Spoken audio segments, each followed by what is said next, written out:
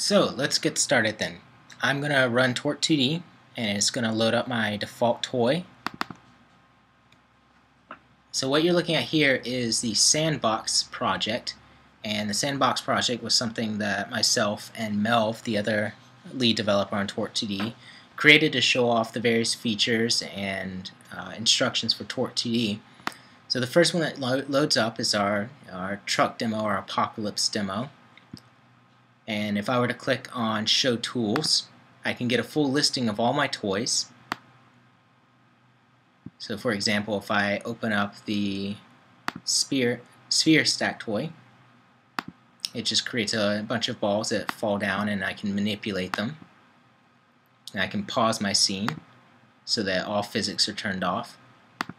So if I unpause it and fling this ball up in the air, I just paused it.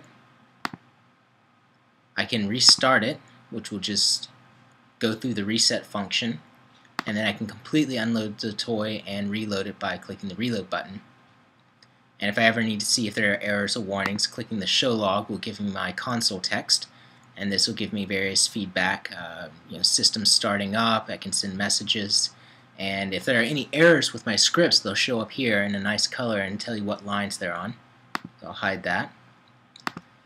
And these are custom tools. Each toy can have a custom tool that we put together, and this is dynamic and it's really simple to work with, and it can attach different values in these boxes or buttons to variables for the toy.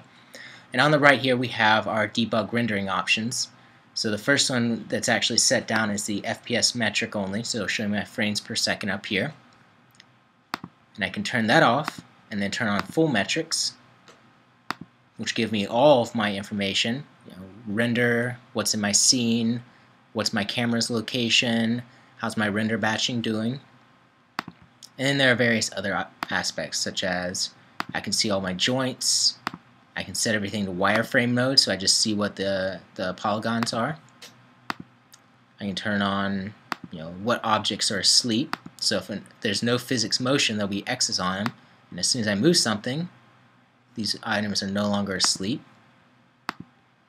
I can render the collision shapes so it's difficult to tell, but these balls have circular ones and you see this flat plane one. I can mark the positions, the very center of each object,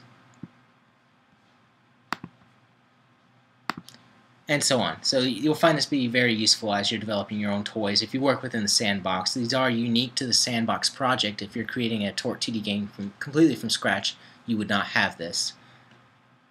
So I'll hide this again, and you see this is still going on. I can scroll in and out to see my full scene.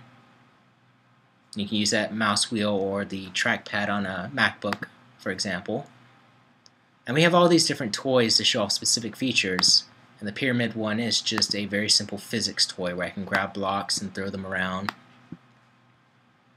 The chain toy will show off rope physics. So we have joints connected and then an actual rope connecting them, so I can swing them with constraints.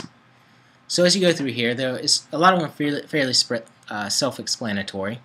And we have more complex ones, the fun ones, which are like the truck toy and the death ball toy, where we take more complex features and we just put it all together. So this is collision and animation, and we actually have behaviors running on this as well.